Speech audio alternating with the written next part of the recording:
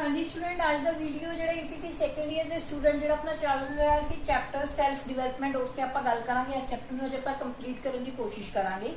तो अपना जो टॉपिक है दैट इज स्वै विवरण। सब तो पहले आप कर रहे हैं स्वै विवरण। स्वै विवरण की हुंदा जिन्होंने आप सैल्फ डिस्क्रिप्शन कह देने आ, मतलब खुद की व्याख्या करना। सब तो मुश्किल काम खुद की व्याख्या करना ही हुंदा। देखो ठीक है ना, जिस द्वारा व्यक्ति अपनी गल की व्याख्या कर सकता है। तुसी कोई गल कहना चाहते हो, सैल्फ डिस्क्रिप्शन स्वै विवरण दे विच आपदी गल नूं तुसी किवें दूसरे सामने रिप्रेजेंट करते हो, किस तरह आपदी गल नूं दूसरे सामने रखते हो, उन्होंने आपां की कह देने स्वै विवरण कह देने हैं। देखो अपने बारे आपदी गल नूं लिखना या आपदे बारे दसना एक सब तो मुश्किल कार्य है। जिवें आपां लिखदे ना ऑटोबायोग्राफी लिखदे आपदी, तो आपदे बारे लिखदे, तो आपदे बारे आपां की लिखना है, किन्ना को लिखना, तो दायरा की होगा, that is the most difficult thing. तो बहुत औखा हुंदा स्वै बारे लिखना। तो स्वै बारे जो लिखना तो अपन कुछ गल्लां दा ध्यान रखना पैंदा। किहड़ियां गल्लां हैगियां? सब तो पहला संखेपता। जदों भी तुसीं आपदे बारे लिखोगे स्वै विवरण करोगे संखेप रूप विच, कदे भी चीज़ां बहुत ज्यादा आई नहीं भी तुसीं उहनूं इलैबोरेट ही करदे रह रहे हो, दो पेज ते एक गल दे दो पेज लिखते हो, कदे भी नहीं होना चाहिए। संखेप रूप विच ते वधिया तरीके नाल चीज़ां नूं बयान करना है। सैकेंड है संबंधित सूचनावां देना। जिहड़ियां सूचनावां आपां देना चाहते हैं, संबंधित सूचनावां देना, ये नहीं भी फालतू इधर उधर दी गल्लां करते रहिए। जिहड़ी सूचना आपां प्रदान करना चाहते हैं संबंधित सूचनावां ही देनियां, फालतू की गल आपां कोई भी नहीं करनी। कल्पना लिए कुछ छड्डो। इस तो इलावा कल्पना के आधारित होना चाहिए कुछ ना कुछ, जो अपनी इमेजिनरी पावर है ਉਹਦੇ ਲਈ ਆਪਾਂ कुछ ना कुछ ਛੱਡਾਂਗੇ ਤਾਂ ਕਿ ਲੋਕ ਆਪਣੀ ਜੋ ਵੀ ਆਪਾਂ ਲਿਖਦੇ ਆ ਉਹਦੇ ਵਿੱਚ ਇੰਟਰਸਟ ਰੱਖਣ। ਕਿਉਂਕਿ ਜਦੋਂ ਆਪਾਂ ਇਮੇਜਿਨਰੀ ਚੀਜ਼ਾਂ ਕ੍ਰੀਏਟ ਕਰ ਦਿੰਦੇ ਆ ਤਾਂ ਲੋਕਾਂ ਦਾ ਪੜਨ ਆਪਾਂ ਜੋ ਵੀ ਲਿਖਦੇ ਆ ਉਹਦੇ ਵਿੱਚ ਪੜਨ ਦੇ ਵਿੱਚ ਕੀ ਪੈਦਾ ਹੋ ਜਾਂਦਾ ਹੈ, ਇੰਟਰਸਟ ਪੈਦਾ ਹੁੰਦਾ। ਇਸ ਲਈ ਕਲਪਨਾ ਲਈ कुछ ना कुछ जरूर ਛੱਡਣਾ चाहिए। सरल रखो, सरल होना चाहिए। सरल मतलब सिंपल होना चाहिए। कॉम्प्लीकेटेड जो होगा तो लोगों को चीजें समझ ही नहीं आनी है। इसलिए जो भी तुम अपने बारे लिख दो कि होना चाहिए सरल होना चाहिए, सिंपल होना चाहिए, सिंपल लैंग्वेज होनी चाहिए। शिकायत नहीं, वो किसी के खिलाफ कंप्लेंट नहीं होनी चाहिए।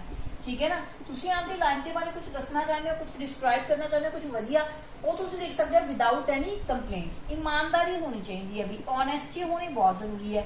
जो भी तुम लिखते हो आपके बारे सही लिखो, ईमानदारी ना लिखो, ताई आपदा बारे लिखने का कुछ फायदा। क्रिएटिविटी होनी चाहिए। जो भी तुम चीज़ां लिखते हो आपके बारे दैट इज क्रिएटिव, रचनात्मक, दूजियां नूं अपने वाल खिंचण लई मजबूर करन दा। इसलिए लिखण दे विच की होनी चाहिए है? क्रिएटिविटी। स्वै विवरण दे विच इन्हां चीज़ां दा ध्यान रखना बहुत जरूरी है, क्योंकि आपकी डिस्क्रिप्शन करना is a most difficult task. स्वै विवरण तो बाद अपना आ जाता है स्वै पहचान, खुद की पहचान करना। स्वै पहचान जिन्हों आप कह देंगे सैल्फ रिकॉग्नाइजेशन, खुद नूं पहचानना। मतलब खुद की पहचान की है, मैं कौन हाँ, ठीक है, मैं की कर सकदा, मेरे च की काबिलियत है, मेरे गुण की है, मेरे अवगुण की है।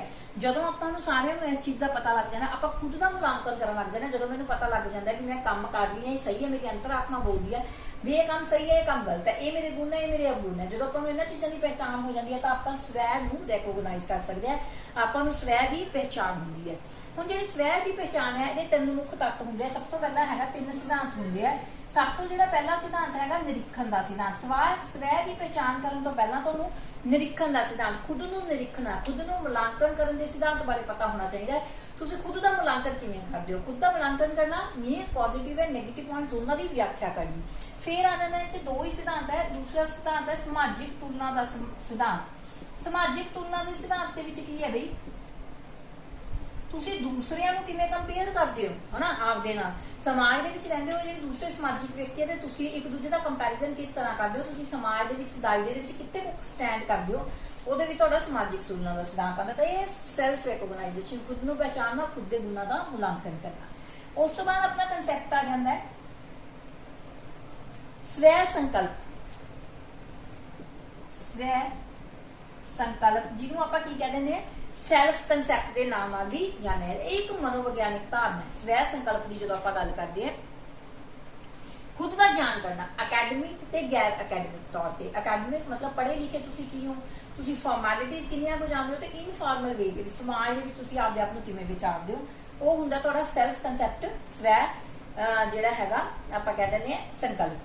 ਹੁਣ ਇਹਦੇ ਵਿੱਚ ਕੀ ਹੈ, ਕਹਿੰਦੇ ਇਹਦੇ ਵਿੱਚ ਜੈਂਡਰ ਡਿਫਰੈਂਸਿਸ ਵੀ ਦੇਖੇ ਜਾਂਦੇ ਆ। मतलब ਮੇਲ ਫੀਮੇਲ ਦੇ ਡਿਫਰੈਂਸਿਸ, ਮੇਲ ਆਪਦੇ ਆਪ ਨੂੰ ਕਿਵੇਂ ਰਿਪਰੈਜ਼ੈਂਟ ਕਰਦੇ ਆ, ਫੀਮੇਲ ਆਪਦੇ ਆਪ ਨੂੰ ਕਿਵੇਂ, ਤਾਂ ਇਸ ਤਰ੍ਹਾਂ ਦੇ ਡਿਫਰੈਂਸਿਸ ਵੀ ਇਹਦੇ ਵਿੱਚ ਕਾਊਂਟ ਕੀਤੇ ਜਾਂਦੇ ਆ। ਤਾਂ ਸਵੈ ਸੰਕਲਪ ਦੇ ਕੁਝ ਹਿੱਸੇ ਹੈ ਜਿਨ੍ਹਾਂ ਬਾਰੇ ਆਪਾਂ ਗੱਲ ਕਰਾਂਗੇ। ਪਹਿਲਾ ਹੈਗਾ ਸਵੈ ਪ੍ਰਤੀਬਿੰਬ।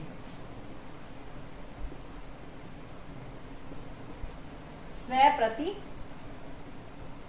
ਪ੍ਰਤੀਬਿੰਬ, ਸੈਲਫ ਇਮੇਜ। ਸਭ ਤੋਂ ਪਹਿਲਾਂ ਤੁਸੀਂ ਇਹ ਦੇਖੋ ਕਿ ਤੁਹਾਡੀ ਸੈਲਫ ਇਮੇਜ ਕੀ ਹੈ, ਤੁਸੀਂ ਆਪਦੇ ਬਾਰੇ ਕੀ ਸੋਚਦੇ ਹੋ। ਜੇ ਆਪਣੀ ਸੈਲਫ ਇਮੇਜ ਵਧੀਆ, ਆਪਾਂ ਆਪਦੇ ਬਾਰੇ ਵਧੀਆ ਸੋਚਦੇ ਹਾਂ ਤਾਂ ਹੀ ਆਪਾਂ ਆਪਦੇ ਆਪ ਨੂੰ ਵਧੀਆ ਢੰਗ ਨਾਲ ਰਿਪਰੈਜ਼ੈਂਟ ਕਰਾਂਗੇ। ਤਾਂ ਸੈਲਫ ਇਮੇਜ ਕੀ ਹੋਣੀ ਚਾਹੀਦੀ ਹੈ, ਸਟਰੋਂਗ ਹੋਣੀ ਚਾਹੀਦੀ ਹੈ। ਸਵੈ ਪ੍ਰਤੀਸ਼ਿਤਤਾ, ਜਿਹਨੂੰ ਆਪਾਂ ਕਹਿੰਦੇ ਖੁਦ ਦਾ ਮੂਲ ਸਮਝਣਾ, ਸਵੈ ਸੈਲਫ ਐਸਟੀਮ, ਤੁਹਾਡੀ ਕਿੰਨੀ ਕੀ ਕੰਮ ਕਰਨ ਦੀ ਸ਼ਮਤਾ ਹੈ, ਸੈਲਫ ਐਸਟੀਮ ਤੁਹਾਡਾ ਕਿੰਨਾ ਸਟਰੋਂਗ ਹੈ, ਉਹ ਵੀ ਤੁਹਾਨੂੰ ਪਹਿਚਾਨ ਹੋਣੀ ਚਾਹੀਦੀ ਹੈ। ਫਿਰ ਆਜੂਗਾ ਇਹਦੇ ਚ ਆਪਣਾ ਆਦਰਸ਼ ਸਵੈ, ਤੁਸੀਂ ਆਪਦੇ ਆਪ ਨੂੰ ਖੁਦ ਦਾ ਆਦਰਸ਼ ਮੰਨਦੇ ਹੋ। ਜੇ ਆਪਾਂ ਖੁਦ ਨੂੰ ਆਪਦੇ ਆਪ ਦਾ ਆਦਰਸ਼ ਮੰਨਾਂਗੇ ਤਾਂ ਹੀ ਦੂਸਰੇ ਵਿਅਕਤੀ ਆਪਣੇ ਨੂੰ ਤੁਹਾਨੂੰ ਤੁਹਾਡਾ ਆਪਦਾ ਆਦਰਸ਼ ਮੰਨਣਗੇ। ਤਾਂ ਸਵੈ ਜਿਹੜਾ ਆਦਰਸ਼ ਹੈ ਉਹ ਹੋਣਾ ਜ਼ਰੂਰੀ ਹੈ। ਪਹਿਲਾਂ ਤੁਸੀਂ ਖੁਦ ਨੂੰ ਸਮਝੋਗੇ ਤਾਂ ਹੀ ਦੂਸਰੇ ਵਿਅਕਤੀ ਜਿਹੜੇ ਤੁਹਾਨੂੰ ਸਮਝ ਸਕਦੇ ਹੈ। ਹੁਣ ਸਵੈ ਸਨਮਾਨ, ਉਸ ਤੋਂ ਬਾਅਦ ਸਵੈ ਸੰਕਲਪ ਤੋਂ ਬਾਅਦ ਆਪਣਾ ਜਿਹੜਾ ਟੌਪਿਕ ਆ ਜਾਂਦਾ ਦੈਟ ਇਜ਼ ਸਵੈ ਸਨਮਾਨ, ਜਿਹਦੀ ਆਪਾਂ ਗੱਲ ਕਰ ਰਹੇ ਹਾਂ।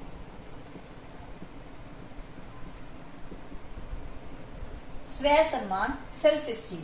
ਸਵੈ ਸਨਮਾਨ ਮਤਲਬ ਸਵੈ ਸਨਮਾਨ ਪ੍ਰਾਪਤ ਕਰਨ ਦਾ ਜ਼ਰੀਆ ਕੀ ਹੈ, ਲੋਕਾਂ ਦੇ ਸਾਹਮਣੇ ਆਪਦੀ ਇੱਕ ਵਧੀਆ ਰੈਪੂਟੇਸ਼ਨ ਮੇਨਟੇਨ ਕਰਨੀ, ਕਿਸ ਤਰ੍ਹਾਂ ਤੁਸੀਂ ਬੋਲਦੇ ਹੋ, ਚੱਲਦੇ ਹੋ, ਉੱਠਦੇ ਹੋ, ਬੈਠਦੇ ਹੋ। ਉਸ ਤੋਂ ਇਲਾਵਾ ਖੁਦ ਨੂੰ ਤੁਸੀਂ ਕਿੰਨਾ ਕੁ ਯੋਗ ਸਮਝਦੇ ਹੋ ਤੇ ਸਾਹਮਣੇ ਵਾਲਾ ਤੁਹਾਡੀ ਯੋਗਤਾ ਨੂੰ ਕਿੰਨਾ ਕੁ ਸਮਝਦਾ ਹੈ, ਉਹਦੇ ਤੇ ਹੀ ਤੁਹਾਡਾ ਜਿਹੜਾ ਹੈਗਾ ਸਵੈ ਜਿਹੜਾ ਆਪਾਂ ਕਹਿ ਦਿੰਦੇ ਆ ਸੈਲਫ ਐਸਟੀਮ ਹੈ, ਸਵੈ ਸਨਮਾਨ ਉਹ ਡਿਪੈਂਡ ਕਰਦਾ। ਜੇ ਦੂਸਰੇ ਵਿਅਕਤੀ ਤੁਹਾਨੂੰ ਵਧੀਆ ਸਮਝਦਾ, ਤੁਹਾਡਾ ਆਦਰਮਾਨ ਦਿਲੋਂ ਕਰਦੇ, ਇੱਕ ਤਾਂ ਹੁੰਦਾ ਉੱਪਰੋਂ ਦਿਖਾਵੇ ਵਾਲਾ ਆਦਰਮਾਨ, ਇੱਕ ਹੁੰਦਾ ਦਿਲੋਂ ਆਦਰਮਾਨ ਕਰਨਾ। ਤਾਂ ਸਵੈ ਸਨਮਾਨ ਤੁਸੀਂ ਆਪਦੇ ਆਪ ਨੂੰ ਉਦੋਂ ਮਹਿਸੂਸ ਕਰਦੇ ਜਦੋਂ ਦੂਸਰਾ ਵਿਅਕਤੀ ਦਿਲੋਂ ਤੁਹਾਡਾ ਸਨਮਾਨ ਕਰਦਾ ਹੈ। ਤਾਂ ਸਵੈ ਸਨਮਾਨ ਜਿਹੜਾ ਹੈਗਾ ਦੋ ਤਰ੍ਹਾਂ ਦਾ ਹੁੰਦਾ, ਇੱਕ ਤਾਂ ਕਮਜ਼ੋਰ ਸਵੈ ਆਪਾਂ ਨੂੰ ਕਹਿ ਸਕਦੇ ਦੋ ਤਰ੍ਹਾਂ ਦਾ ਹੁੰਦਾ, ਇੱਕ ਤਾਂ ਸਿਹਤਮੰਦ ਸਵੈ ਸਨਮਾਨ ਤੇ ਇੱਕ ਕਮਜ਼ੋਰ ਸਵੈ ਸਨਮਾਨ, ਦੋ ਤਰ੍ਹਾਂ ਦਾ ਹੁੰਦਾ। ਤਾਂ ਤੁਸੀਂ ਇਸ ਚੀਜ਼ ਨੂੰ ਜੇ ਚਾਹੋ ਤਾਂ ਇਸ ਤਰ੍ਹਾਂ ਡਾਇਗ੍ਰਾਮੈਟਿਕਲੀ ਵੀ ਰਿਪਰੈਜ਼ੈਂਟ ਕਰ ਸਕਦੇ ਹੋ ਪੇਪਰ ਦੇ ਵਿੱਚ, ਤਾਂ ਤੁਹਾਨੂੰ ਵਧੀਆ ਮਾਰਕਸ ਮਿਲਣਗੇ। ਸਭ ਤੋਂ ਪਹਿਲਾਂ ਆਪਾਂ ਗੱਲ ਕਰਦੇ ਹਾਂ ਸਿਹਤਮੰਦ ਸਵੈ ਸਨਮਾਨ ਦੀ। ਸਿਹਤਮੰਦ ਸਵੈ ਸਨਮਾਨ ਕੀ ਹੈ, ਇਹਦੇ ਵਿੱਚ ਤੁਸੀਂ ਕੀ ਕਰਦੇ ਹੋ, ਦੂਸਰੇ ਲੋਕਾਂ ਨਾਲ ਇੰਤਰ ਕਿਰਿਆਵਾਂ, ਦੂਸਰੇ ਲੋਕਾਂ ਨਾਲ ਮਿਲਦੇ ਜੁਲਦੇ ਹੋ, ਦਿਲ ਦੀਆਂ ਗੱਲਾਂ ਸਾਂਝੀਆਂ ਕਰਦੇ ਹੋ, ਉਹਨਾਂ ਨਾਲ ਗੱਲਬਾਤ ਕਰਦੇ ਹੋ। ਤਾਂ ਪਹਿਲਾ ਪੁਆਇੰਟ ਹੈ ਦੂਸਰੇ ਲੋਕਾਂ ਨਾਲ ਅੰਤਰ ਕਿਰਿਆਵਾਂ ਕਰਨਾ। ਦੂਸਰਾ ਅੰਤਰ ਕਿਰਿਆਵਾਂ ਕਰਦੇ ਸਮੇਂ ਆਨੰਦ ਦੀ ਪ੍ਰਾਪਤੀ, ਜਦੋਂ ਤੁਸੀਂ ਦੂਸਰੇ ਨਾਲ ਗੱਲਬਾਤ ਕਰਦੇ ਹੋ ਤੁਹਾਨੂੰ ਖੁਸ਼ੀ ਮਹਿਸੂਸ ਹੁੰਦੀ ਹੈ, ਉਹਨਾਂ ਦੀਆਂ ਗੱਲਾਂ ਸੁਣਨ ਦੇ ਵਿੱਚ, ਆਪਣੀਆਂ ਭਾਵਨਾ ਵਿਅਕਤ ਕਰਨ ਦੇ ਵਿੱਚ ਤੁਸੀਂ ਇੱਕ ਖੁਸ਼ੀ ਮਹਿਸੂਸ ਕਰਦੇ ਹੋ। ਸਮੂਹਿਕ ਪ੍ਰੋਗਰਾਮ ਵਿੱਚ ਹਿੱਸਾ ਲੈਣਾ, ਕੋਈ ਵੀ ਸਮੂਹ ਦਾ ਕੋਈ ਪ੍ਰੋਗਰਾਮ ਹੋ ਰਿਹਾ, ਕੋਈ ਗਰੁੱਪ ਦਾ, ਕੋਈ ਸਮਾਜ ਦਾ, ਕੋਈ ਕਮਿਊਨਿਟੀ ਐਕਟੀਵਿਟੀਜ਼ ਹੋ ਰਹੀ ਹੈ, ਤਾਂ ਤੁਸੀਂ ਸਵੈ ਸਨਮਾਨ ਵਿਅਕਤੀ ਹੋ, ਤੁਸੀਂ ਦੂਸਰੇ ਨਾਲ ਉੱਠਣਾ ਬੈਠਣਾ ਪਸੰਦ ਕਰਦੇ ਹੋ, ਤੁਸੀਂ ਸਮੂਹਿਕ ਕਿਰਿਆਵਾਂ ਦੇ ਹਿੱਸਾ ਲੈਣਾ ਵੀ ਪਸੰਦ ਕਰੋਗੇ। ਚੁਣੌਤੀ ਨੂੰ ਹੱਲ ਕਰਨ ਦੀ ਕੋਸ਼ਿਸ਼ ਕਰੋਗੇ, ਆਪਣੀ ਲਾਈਫ ਦੇ ਵਿੱਚ ਜੋ ਵੀ ਆਪਣੇ ਸਾਹਮਣੇ ਚੁਣੌਤੀਆਂ ਆਉਂਦੀਆਂ, ਜੋ ਵੀ ਚੈਲੰਜਸ ਆਉਂਦੇ ਆ, ਉਹਨਾਂ ਨੂੰ ਆਪਾਂ ਹੱਲ ਕਰਨ ਦੇ ਯਤਨ ਕਰਦੇ ਹਾਂ if we have a self esteem in us. ਆਸ਼ਾਵਾਦੀ ਤੇ ਸਕਾਰਾਤਮਕ ਸੋਚ, ਜਿਹੜਾ ਬੰਦੇ ਵਿੱਚ ਸਵੈ ਸਨਮਾਨ ਹੈ ਉਹ ਆਸ਼ਾਵਾਦੀ ਆਪਟਿਮਿਸਟ ਹੁੰਦਾ always, and he have a positive thoughts in his mind, in his her mind. ਤਾਂ ਉਹਨਾਂ ਵਿੱਚ ਕੀ ਹੈ, ਪੋਜ਼ਿਟਿਵ ਥਾਟਸ ਹੀ ਹੁੰਦੀ ਹੈ। ਦੂਸਰਿਆਂ ਦੀ ਸਹਾਇਤਾ ਕਰਨ ਵਿੱਚ ਵੀ ਉਹ ਵਿਅਕਤੀ ਜਿਹੜਾ ਖੁਸ਼ੀ ਮਹਿਸੂਸ ਕਰਦਾ ਹੈ, ਜੇ ਤੁਹਾਡੇ ਵਿੱਚ ਸਿਹਤਮੰਦ ਸਵੈ ਸਨਮਾਨ ਦੀ ਭਾਵਨਾ ਹੈਗੀ ਹੈ। ਤਾਂ ਕਮਜ਼ੋਰ ਸਵੈ ਸਨਮਾਨ ਕਿਹੜਾ ਹੁੰਦਾ ਹੈ, ਜਿਹੜਾ ਵਿਅਕਤੀ ਅੰਤਰ ਕਿਰਿਆਵਾਂ ਕਰਨ ਦੇ ਵਿੱਚ ਕੋਈ ਰੁਚੀ ਨਹੀਂ ਰੱਖਦਾ, ਦੂਜਿਆਂ ਦੀ ਮਦਦ ਕਰਨ ਵਿੱਚ ਜਿਹਨੂੰ ਕੋਈ ਖੁਸ਼ੀ ਨਹੀਂ ਮਿਲਦੀ, ਸਮੂਹਿਕ ਕਿਰਿਆਵਾਂ ਦੇ ਵਿੱਚ ਹਿੱਸਾ ਲੈਣਾ ਪਸੰਦ ਨਹੀਂ ਕਰਦਾ, ਜਿਹਦੀ ਆਮ ਤੌਰ ਤੇ ਨਕਾਰਾਤਮਕ ਸੋਚ ਹੁੰਦੀ ਹੈ, ਇੱਕ ਚੀਜ਼ ਦੇ ਵਿੱਚ ਸਫਲਤਾ ਮਿਲਣ ਦੇ ਨਾਲ ਹੀ ਉਹਦੀ ਸੋਚ ਆਈ ਹੁੰਦੀ ਹੈ ਮੈਂ ਤਾਂ ਜ਼ਿੰਦਗੀ ਵਿੱਚ ਕੁਝ ਕਰ ਹੀ ਨਹੀਂ ਸਕਦਾ, ਅਸਫਲਤਾ ਦੇ ਪੁਆਇੰਟ ਦੇ ਉੱਤੇ ਰਹਿੰਦਾ ਹੈ, ਉਹ ਵਿਅਕਤੀ ਵਿੱਚ ਕੀ ਹੁੰਦਾ ਹੈ, ਕਮਜ਼ੋਰ ਸਵੈ ਸਨਮਾਨ ਹੁੰਦਾ ਹੈ। ਠੀਕ ਹੈ ਜੀ, ਇਹ ਤਾਂ ਆਪਾਂ ਕਰ ਲਿਆ ਕਮਜ਼ੋਰ ਸਵੈ ਸਨਮਾਨ ਕੀ ਹੁੰਦੇ। ਉਦੋਂ ਬਾਅਦ ਆਪਾਂ ਗੱਲ ਕਰ ਰਹੇ ਹਾਂ ਸਵੈ ਸਨਮਾਨ ਦਾ ਵਿਕਾਸ ਜਾਂ ਨਿਰਮਾਣ ਕਿਸ ਤਰ੍ਹਾਂ ਕੀਤਾ ਜਾ ਸਕਦਾ। ਆਪਾਂ ਕਮਜ਼ੋਰੀ ਦੀਆਂ ਗੱਲਾਂ ਕਰ ਲਈਆਂ, ਤਾਂ ਹੁਣ ਆਪਾਂ ਸਵੈ ਦਾ ਨਿਰਮਾਣ ਜਿਹੜਾ ਵਿਕਾਸ ਕਿਵੇਂ ਕਰ ਸਕਦੇ ਹਾਂ। ਸਭ ਤੋਂ ਪਹਿਲਾਂ ਜਾਗਰੂਕਤਾ ਨਾਲ ਜੀਣ ਦਾ ਅਹਿਸਾਸ। ਸਭ ਤੋਂ ਪਹਿਲਾਂ ਆਪਾਂ ਜਦੋਂ ਜੀਣਾ ਤਾਂ ਆਪਣੇ ਵਿੱਚ ਇੱਕ ਜਾਗਰੂਕਤਾ ਦਾ ਅਹਿਸਾਸ ਹੋਣਾ ਚਾਹੀਦਾ ਹੈ। ਆਪਾਂ ਨੂੰ ਆਪਣੇ ਆਲੇ ਦੁਆਲੇ ਬਾਰੇ ਸਭ ਕੁਝ ਜਿਹੜਾ ਹੈਗਾ ਨੌਲੇਜ ਹੋਣੀ ਚਾਹੀਦੀ ਹੈ ਤੇ ਜੀਣ ਦੀ ਇੱਛਾ ਹੋਣੀ ਚਾਹੀਦੀ ਹੈ ਆਪਣੇ ਅੰਦਰ।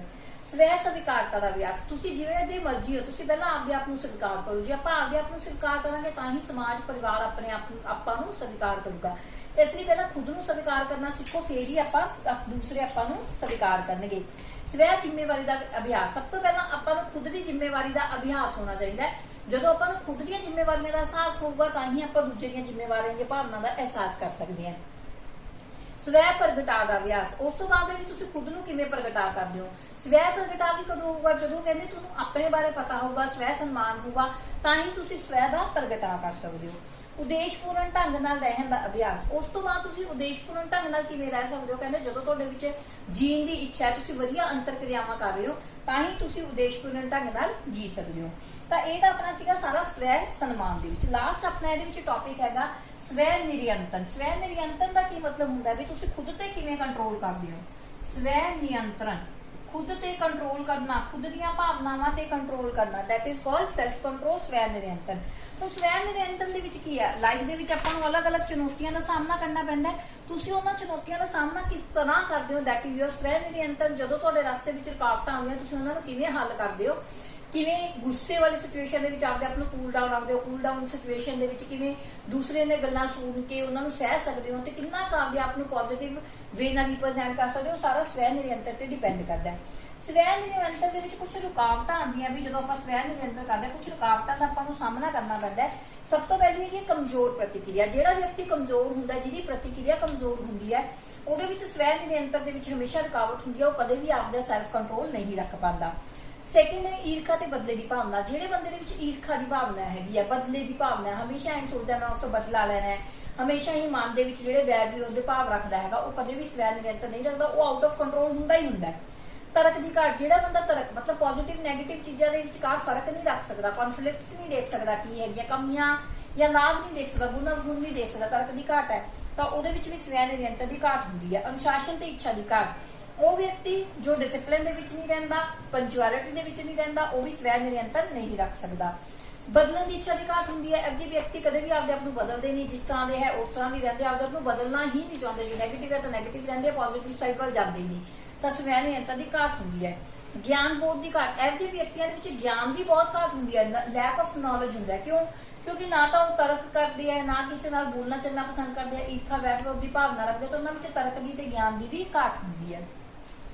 ਹੁਣ ਕਹਿੰਦੇ ਉਪਯੋਗ ਦੇ ਲਾਭ। ਇਹਦੇ ਲਾਭ ਕੀ ਹੈ? ਜੇ ਆਪਾਂ स्वੈ ਨਿਯੰਤਰਣ ਕਰਦੇ ਹਾਂ, स्वੈ ਨਿਯੰਤਰਣ ਕਰਦੇ ਹੋ, you become a positive man, you have a good communication with other person. ਜੇ ਤੁਹਾਡੇ ਤੇ स्वੈ ਨਿਯੰਤਰਣ ਹੈ, you can differentiate the things that are good for you or not good for you. ਤੁਸੀਂ ਉਹਨਾਂ ਨੂੰ ਡਿਫਰੈਂਸ਼ੀਏਟ ਕਰ ਸਕਦੇ ਹੋ, ਸਕਾਰਾਤਮਕ ਸੋਚ ਰੱਖ ਸਕਦੇ ਹੋ, ਨਿਯੰਤਰਣ ਕਰ ਸਕਦੇ ਹੋ, ਖੁਦ ਤੇ ਕੰਟਰੋਲ ਕਰ ਸਕਦੇ ਹੋ। ਤਾਂ ਇਹ ਸਾਰੀਆਂ ਚੀਜ਼ਾਂ ਤੁਹਾਨੂੰ ਹੈਲਪ ਕਰਦੀਆਂ ਹੈਗੀਆਂ स्वੈ ਨਿਯੰਤਰਣ ਦੇ ਵਿੱਚ। ਤਾਂ ਹੁਣ ਇਹਦੇ ਵਿੱਚ स्वੈ ਨਿਯੰਤਰਣ ਦੀਆਂ ਆਪਣੇ ਕੋਲ 4 ਵਿਧੀਆਂ ਆਉਂਦੀਆਂ। ਸਭ ਤੋਂ ਪਹਿਲੀ ਹੈਗੀ ਹੈ ਉਤੇਜਕ ਨਿਯੰਤਰਣ ਵਿਧੀ। ਉਤੇਜਕ ਨਿਯੰਤਰਣ ਵਿਧੀ ਵਿੱਚ ਜੇ ਤੁਹਾਡੇ ਵਿੱਚ ਉਤੇਜਨਾ ਦੀ ਭਾਵਨਾ ਜ਼ਿਆਦਾ ਹੈ, ਤਾਂ ਤੁਸੀਂ ਉਸ ਉਤੇਜਨਾ ਦੀ ਭਾਵਨਾ ਨੂੰ ਬੈਲੈਂਸ ਕਰਨਾ ਹੈ, ਠੀਕ ਹੈ ਨਾ, ਉਹ ਆਪਦੇ ਉੱਪਰ ਨਹੀਂ ਚੜਨ ਦੇਣਾ। स्वੈ ਨਿਰਦੇਸ਼ਕ, ਖੁਦ ਨੂੰ ਨਿਰਦੇਸ਼ ਦੇਣਾ। स्वੈ ਦੂਸਰਿਆਂ ਨੂੰ ਉਦੇਸ਼ ਦੇਣ ਤੋਂ ਪਹਿਲਾਂ ਖੁਦ ਨੂੰ ਨਿਰਦੇਸ਼ ਦੇਣਾ ਵੀ ਕੀ ਚੀਜ਼ਾਂ ਸਹੀ ਹੈ, ਕੀ ਗਲਤ ਹੈ। स्वੈ ਪੁਨਰਬਲਨ। स्वੈ ਦਾ ਪੁਨਰਬਲਨ, स्वੈ ਦਾ ਜਿਹੜਾ ਅੰਤਰ ਬਲਨ ਹੈ, ਉਹਨੂੰ ਕੀ ਕਰਨਾ? ਸਟਰੋਂਗ ਕਰਨਾ। ਜੇ ਤੁਹਾਡਾ स्वੈ ਸਟਰੋਂਗ ਹੈ ਤਾਂ ਹੀ ਤੁਸੀਂ ਦੂਜਿਆਂ ਨੂੰ ਉਹਨਾਂ ਚੀਜ਼ਾਂ ਬਾਰੇ ਦੱਸ ਸਕਦੇ ਹੋ। ਆਪਣੇ ਵਿਵਹਾਰ ਦਾ ਨਿਰੀਖਣ।